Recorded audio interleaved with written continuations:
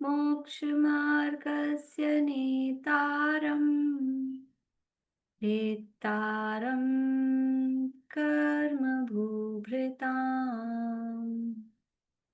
ज्ञातारं विश्वतत्त्वानां वन्दे तद्गुणलब्धये वन्दे तद्गुणलब्धये।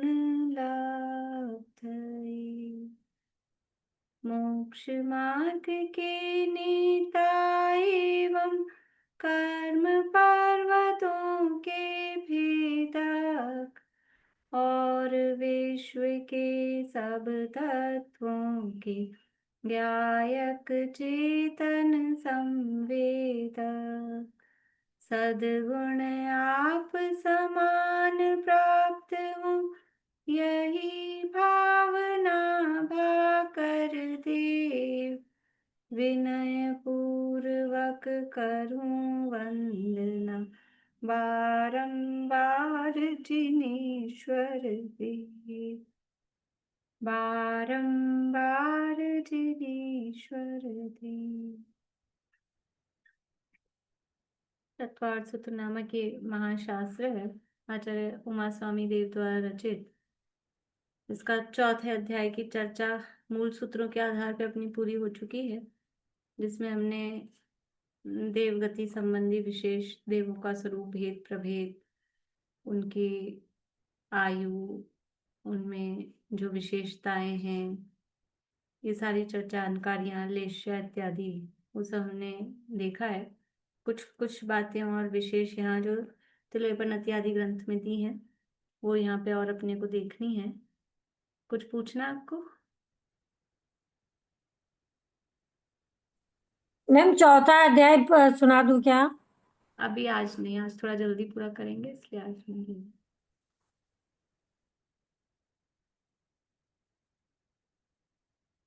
तो एक तो यहाँ पर देवों में गति आगति ये प्रकरण है कि कौन जीव यहाँ से, यानी जो कौन जीव देवगति में जन्म लेंगे और जो देव हैं वो किस गति में जाएंगे। तो देवों में गति यानी कौन जीव देवगति में जाएंगे, और देवों में आएंगे तो कहाँ से आएंगे, और देवों से निकल के जाएंगे तो कहाँ जाएंगे। ये देवों में गति आगति की चर्चा ये नहीं की थी ना अपन ने? मैम आपने जो दिया था वो उसका वैमानिक देव का जो जगन्य उत्कर्षशाही वाला जो क्वेश्चन दिया था, उसमें मैम जो चंद्रमा वाली जो ज्योतिष वाली है ना, वो थोड़ा सा क्लियर कर दीजिए एक बार। क्या क्लियर करना उसमें? जैसे चंद्रमा की आयु का जो दिया था, उत्कर्ष आयु 1 पल्ले है, फिर जगन्य आयु 1/4 पल्ले है।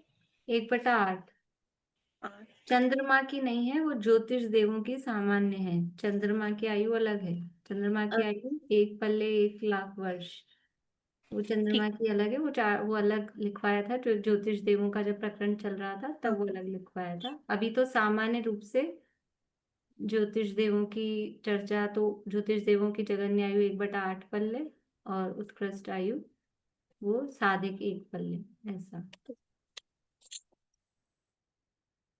देखिए, तो देव गति में कौन कौन से जीव उत्पन्न हो सकते हैं? 4 गतियों में से कौन कौन सी गति वाले जीव देव गति में उत्पन्न हो सकते हैं? 4 गतियों में से कौन कौन सी गति वाले जीव देव गति में उत्पन्न हो सकते हैं?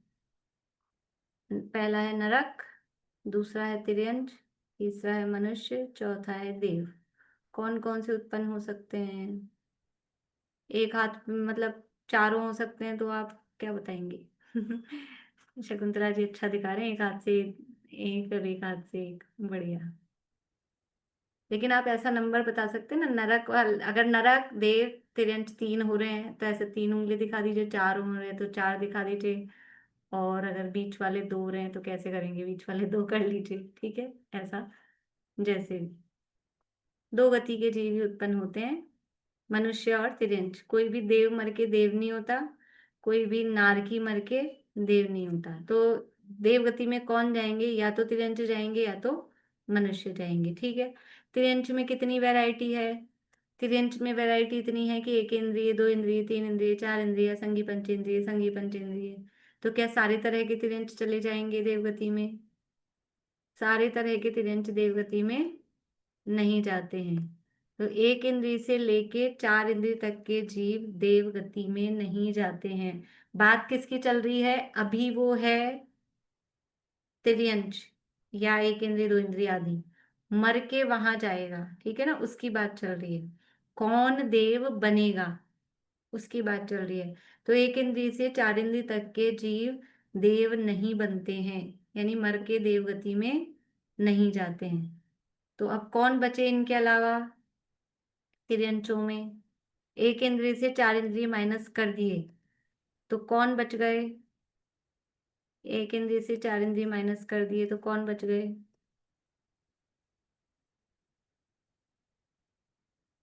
बोलिए। पंचेंद्रिय, संगी और असंगी। बढ़िया। असंगी और संगी पंचेंद्रिय, ठीक है। तिर्यंचों की बात अभी कर रहे हैं अपन। मनुष्यों में, मनुष्यों में कौन कौन बच गए? मनुष्यों में भी असंगी संगी दोनों बच गए। संगी, संगी पंचेंद्री। संगी बच गए, असंगी मनुष्य नहीं जाएंगे देवगति में। मनुष्य संगी नहीं होते। बढ़िया। मनुष्यों में एक ही है, ऑप्शन ही नहीं है, इसलिए संगी असंगी का जो भेद है तिर्यंचों में, तो तिर्यंचों में बात कर रहे हैं। तो असंगी पंचेंद्रिय, संगी पंचेंद्रिय तिरंज और मनुष्य। तो असंगी पंचेंद्रिय तिरंज देवगति में जा सकते हैं, हाँ या ना?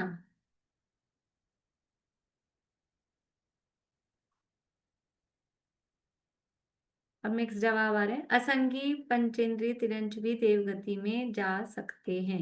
नरक में जा सकते हैं कि नहीं असंगी? नरक का तो पढ़ गया है ना अपन। नरक में जा सकते हैं। कौन से नरक तक जा सकते हैं असंगी? पहले नरक तक जा सकते हैं, ठीक है। तो ऐसे ही देव गति में भी असंगी जा सकते हैं। तो असंगी पंचेंद्रिय अब आप लोग चार्ट बनाइए, ऊपर डालिए कौन जीव और नेक्स्ट में डालिए कहाँ उत्पन्न हो सकता है, कहाँ तक उत्पन्न हो सकता है। अभी देवगति की बात कर रहे हैं अपन, नरक की पहले कर चुके हैं, इसलिए भी देवों की ही बात कर रहे हैं। देव में कहाँ तक उत्पन्न हो सकता है। एक कॉलम में कौन जीव उसका हेडिंग, और दूसरे में कहाँ तक उत्पन्न हो सकता है। तो असंगी पंचेंद्रिय तिर्यंच ये कौन जीव वाले कॉलम में, और कहाँ उत्पन्न हो सकता है, मैक्सिमम जाएगा देवगति में तो भवनवासी और व्यंतर में। साथ में लिखिए ज्योतिषियों में नहीं होगा। ज्योतिषी और वैमानिक भी लिख लीजिए। ज्योतिषी वैमानिक में उत्पन्न नहीं होगा।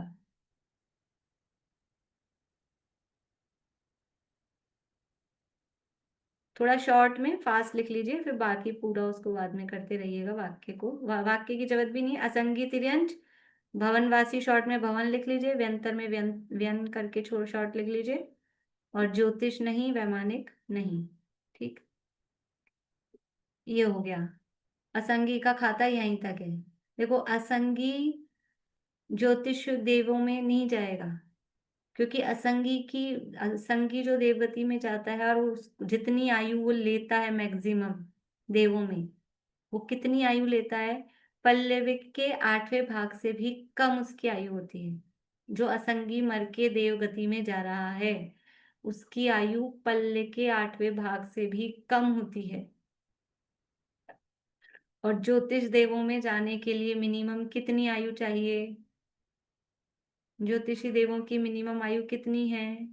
पल्ले का 8वां भाग, 1/8 पल्ले कहा था ना। अब इतनी आयु वो बांध ही नहीं पाता है, 1/8 पल्ले। इससे भी समझ में आता है कि वो आयु कहाँ जाएगा।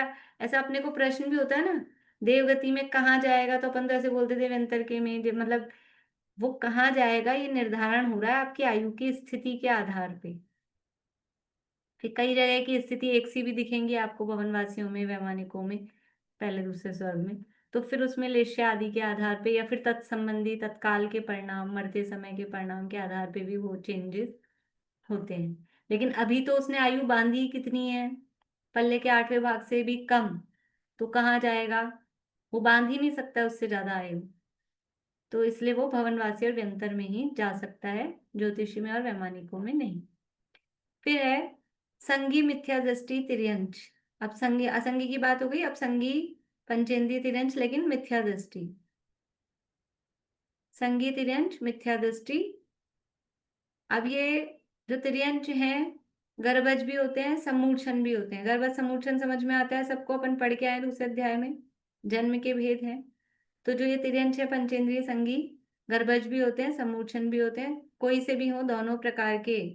मिथ्या दृष्टि जो संगी तिर्यंच हैं, वो भवनवासी से लेके 12वें स्वर्ग तक उत्पन्न हो सकते हैं। तो वहां लिखना है भवनवासी से 12वें स्वर्ग तक, बस इतना लिखना, पूरा पूरा वाक्य मत बनाइए, टाइम ज्यादा लगेगा। भवनवासी से कहा मतलब भवनवासी में भी हो सकते हैं, व्यंतर में भी हो सकते हैं, ज्योतिष में भी हो सकते हैं, फिर पहले, दूसरे, तीसरे, चौथे, पांचवे से लेके 12वें स्वर्ग तक कहीं भी उत्पन्न हो सकते हैं। कौन? असंगी, पंचेंद्रिय, मिथ्या दृष्टि, तिर्यंच। आप सोचो, 12वें स्वर्ग तक वो उत्पन्न हो सकते हैं। मिथ्या दृष्टि है, तिर्यंच है, असंगी नहीं, संगी। असंगी तो अगर मैं बोल इसको रही हूँ, ऐसे लिख ले, भवंतरिक से लेके 12वें स्वर्ग तक। हाँ भवनत्रिक भी लिख सकते हैं इसको, लेकिन जो असंगी में लिखा है उसमें भवनत्रिक नहीं लिखना, नहीं, उसमें तो इसमें असंगी। इसमें हाँ, इसमें भवनत्रिक लिख सकते हैं, इकट्ठा भी लिख सकते हैं, भवनत्रिक से 12वें स्वर्ग तक। फिर है सम सासाधन गुणस्थान वर्ती, यानी दूसरे गुणस्थान वर्ती तिर्यंच। ये तो पहले गुणस्थान वर्ती हुए थे मिथ्या दृष्टि, गुणस्थान वाइज भी आप अपन इसको समझ रहे हैं। तो जो उस पहले अभी लिखा था वो मिथ्या दृष्टि का मतलब है पहले गुणस्थान वाले। अब दूसरे गुणस्थान वाले तिर्यंच, वो भी मर के भवनत्रिक से 12वें स्वर्ग तक।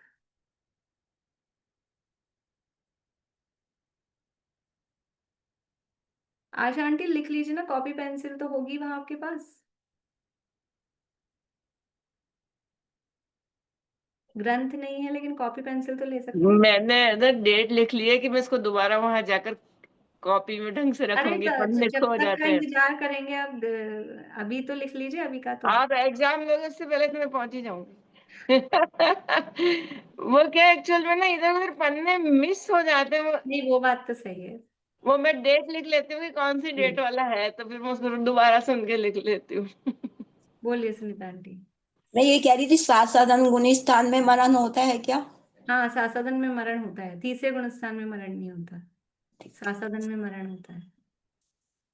अब है चौथे गुणस्थान वर्ती, यानी सम्यक दृष्टि, चौथे और पांचवे गुणस्थान वर्ती तिर्यंच। संगी होंगे कि असंगी होंगे चौथे पांचवे गुणस्थान वाले तिर्यंच? संगी होंगे कि असंगी होंगे? संगी होंगे। दूसरे गुणस्थान वाले तिर्यंच संगी होंगे कि असंगी होंगे? संगी होंगे। असंगी तो पहले ही गुणस्थान में होंगे, ठीक है ना, इसमें कंफ्यूज नहीं होना। तो चौथे पांचवे गुणस्थान वर्ती जो तिर्यंच है, वो पहले स्वर्ग से 16वें स्वर्ग तक, सौधर्म से अच्युत कल्प पर्यंत, सौधर्म से अच्युत कल्प पर्यंत।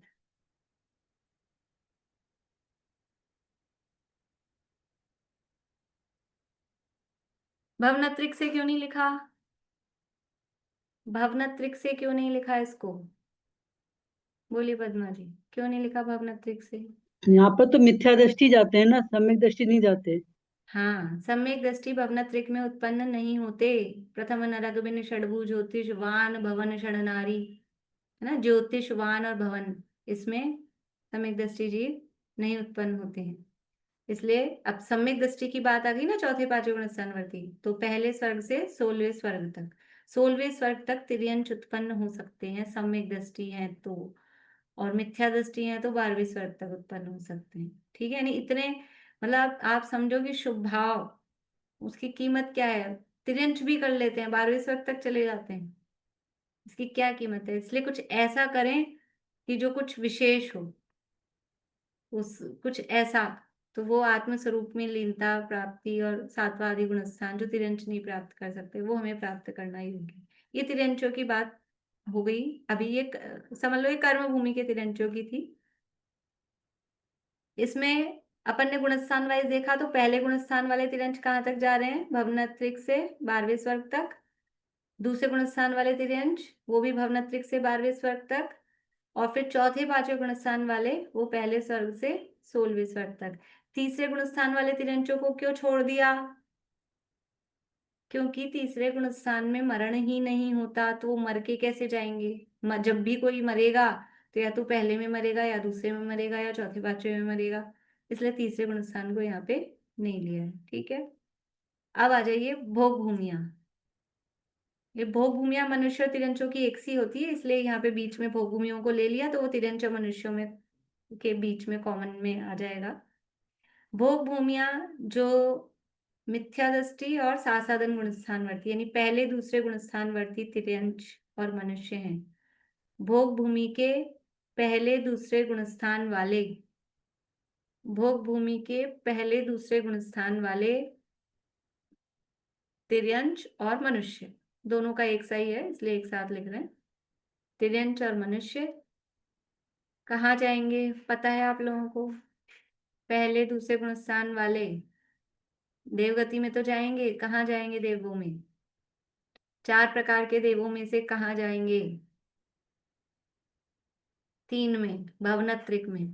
ठीक है, तो भोग भूमि के जो भी मिथ्या दृष्टि और दूसरे गुणस्थान वाले मनुष्य और तिर्यंश हैं वो सभी मर के भवनत्रिक में ही जाएंगे, तो उसको आगे लिखिए भवनत्रिक।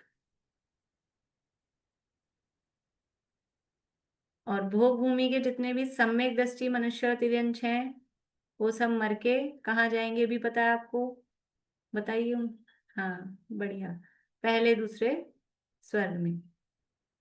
सम्यक दृष्टि मनुष्य तिर्यंश हैं वो पहले दूसरे स्वर्ग में, मिथ्या दृष्टि और सासादन गुणस्थान वाले मनुष्य तिर्यंश हैं वो भवनत्रिक में।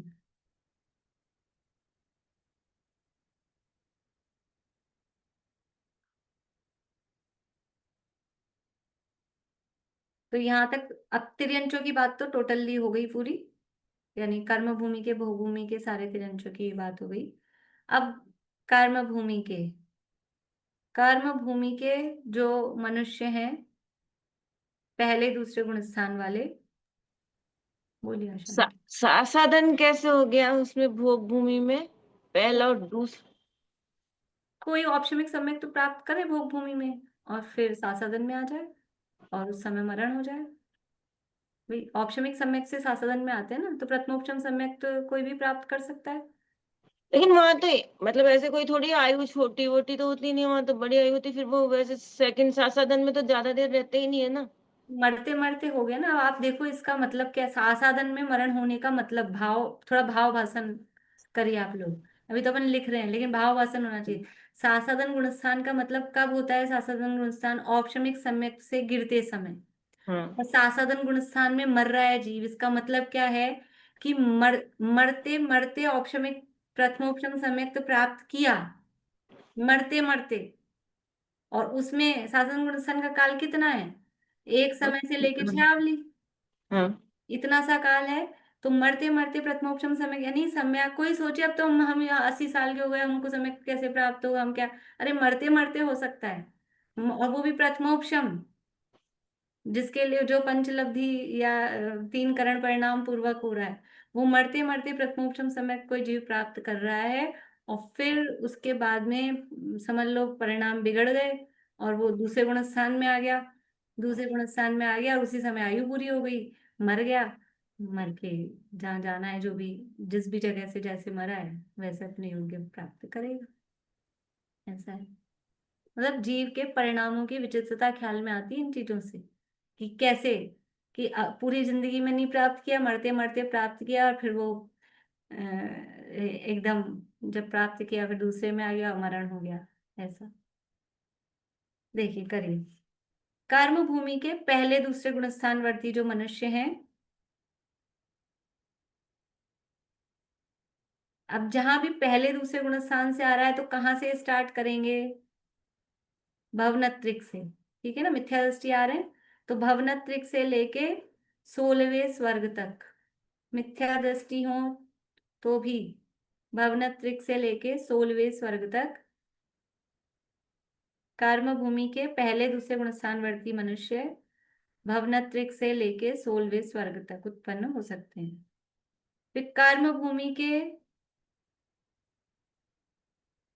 चौथे पांचवे गुणस्थान वर्ती मनुष्य।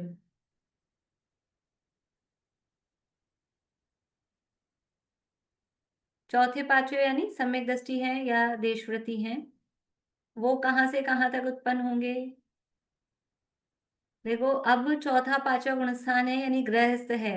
अपर लिमिट कहाँ तक की हो सकती है? अभी अपन ने पढ़ते पढ़ते चौथे अध्याय में बात की थी कि कोई गृहस्थ है, वस्त्र पहने हुए है, कहाँ तक जा सकता है? मैक्सिमम कहाँ तक जा सकता है? 16वें स्वर्ग तक। ठीक है, अपर लिमिट ये हो गई। लोअर लिमिट कहाँ से स्टार्ट करेंगे? सम्यक दृष्टि है तो भवनत्रिक से स्टार्ट करेंगे क्या? नहीं, तो पहले स्वर्ग से। तो सौधर्म स्वर्ग से लेके अच्युत स्वर्ग तक, पहले से 16वें स्वर्ग तक, चाहे चौथे वाला हो चाहे पांचवे वाला हो। कभी ऐसा भी हो ना, कंफ्यूजन हो जाए, भूल जाए, तो थोड़ा सा ये अपना दिमाग मतलब लगा के उसको हम कर सकते हैं सही। कभी ऐसा कंफ्यूजन कुछ हो, लॉजिक लगा सकते हैं। बोलिए। ये मिथ्या दृष्टि कर्म भूमि के मनुष्य जो पहले दूसरे गुणस्थान वाली भवंतरिक से 12वें में या 16वें में? 16वें। 16वें में। 12वें तक तो तिर्यंच है।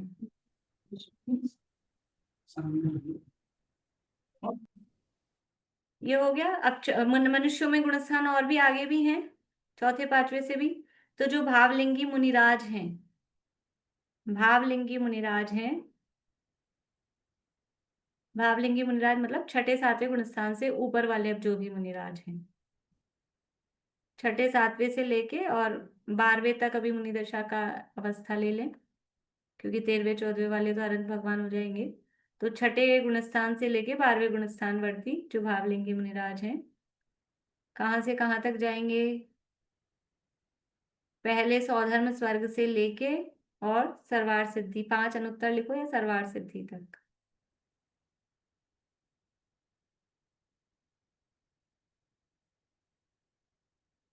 पहले सौधर्म स्वर्ग से लेकर 5 अनुत्तर या सर्वार सिद्धि, कुछ भी लिख सकते हैं, दोनों का मतलब एक ही है।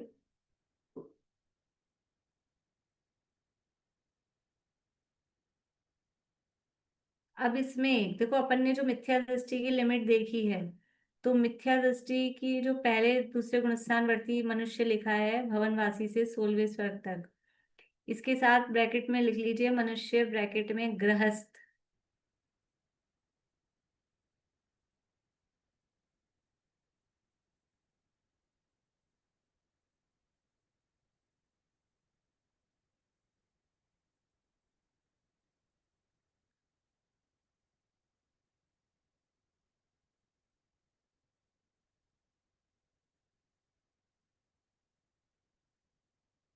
क्योंकि अब जो पॉइंट अपन लिख रहे हैं उसमें क्या है? द्रव्य लिंगी मिथ्या दृष्टि मुनि, द्रव्य लिंगी मुनि मिथ्या दृष्टि।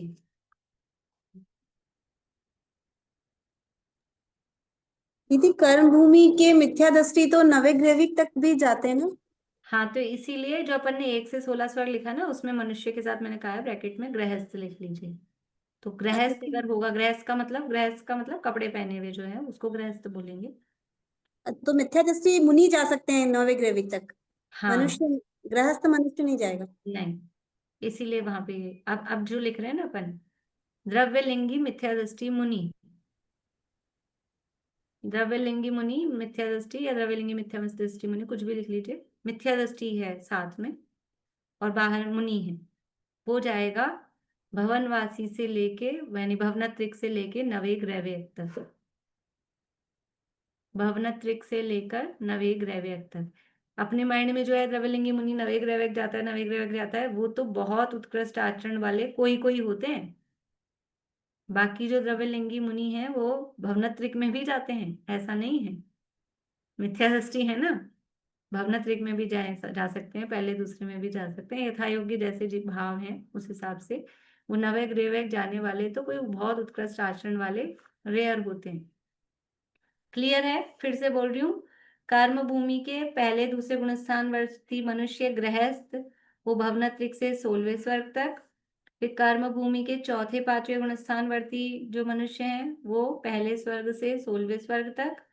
भावलिंगी मुनिराज छठे गुणस्थान से 12वें गुणस्थान तक वाले, वो पहले स्वर्ग से अनुत्तर सर्वार सिद्धि तक।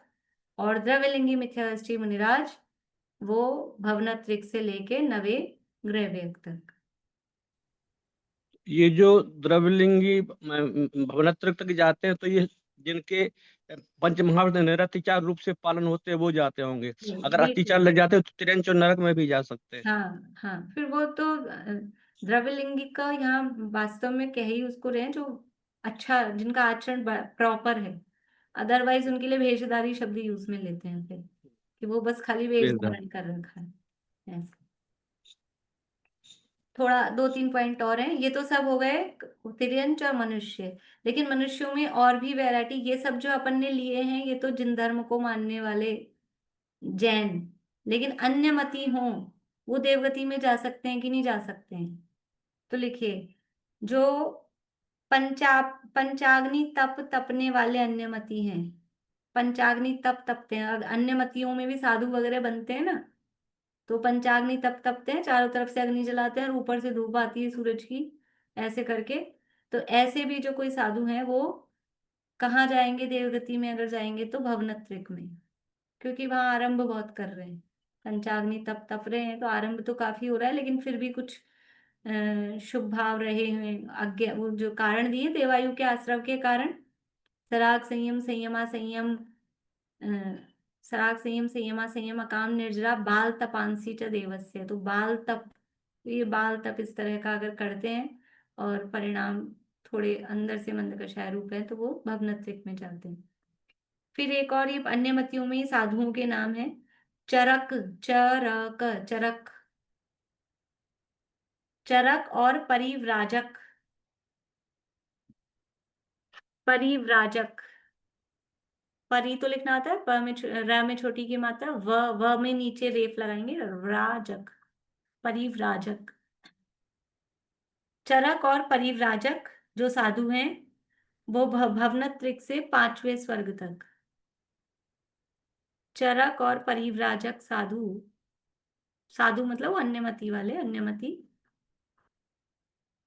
भवनत्रिक से पांचवें स्वर्ग तक।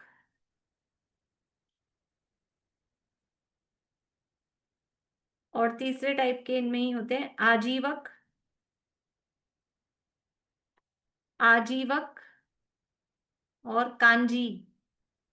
कांजी होता है ना, कांजी, कांजी बड़े बोलते हैं, कांजी ऐसा। आजीवक और कांजी आदि अन्यमति साधु, आजीवक और कांजी आदि अन्यमति साधु वो भवनत्रिक से 12वें स्वर्ग तक। मतलब अन्यमति भी वो इस तरह के तपादि, अन्यमतियों में भी नागा बाबा, मतलब ऐसे नग्न वाले भी होते हैं, कोई परमहंस नाम के भी होते हैं, ये आजीवक वगैरह ना, ये इनको परमहंस भी बोलते हैं।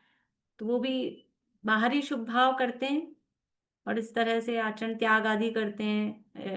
अकेले उपवास वगैरह कोई अपने ही होता है ऐसा थोड़ी ना, वो लोग भी सब खूब त्याग आदि करते हैं, नियम आदि लेते हैं, मंद कषाय रूप परिणाम होते हैं। तो वो भी ऊपर देवगति में, स्वर्गों में, वैमानिकों में जाते हैं। तो इसमें दो हैं, दो मतलब आचार्यों के हैं। तो भवनत्रिक से 12वें स्वर्ग तक ये तो है तत्वार्थ सूत्र में, यानी राजवार्तिक के अनुसार, अकलंक देव के अनुसार।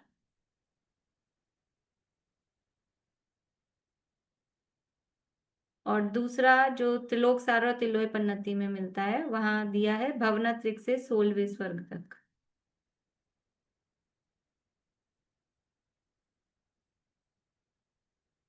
अन्यमति जो आजीवक और कांजी आदि साधु हैं, वो पहला उसमें लिखिए भवनत्रिक से 12वें स्वर्ग तक, ये राजवार्तिक के अनुसार। और दूसरा है भवनत्रिक से 16वें स्वर्ग तक, ये त्रिलोक सार तिलोय पन्नति के अनुसार।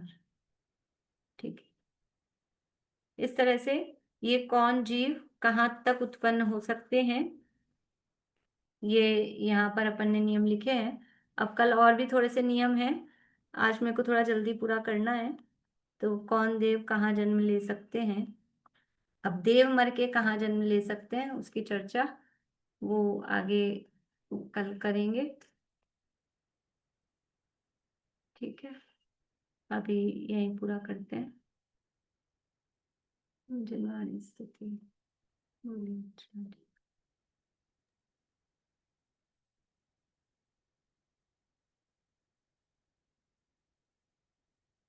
पर मैं नहीं करता तो मुझको भासता कुछ भी, अधिकार भी दिखे नहीं जग में, अरे कुछ भी।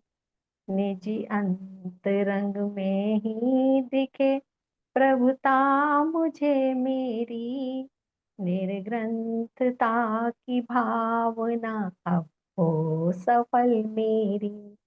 बीते अहो आराधना में हर घड़ी मेरी, निर्ग्रंथता की भावना अब हो सफल मेरी।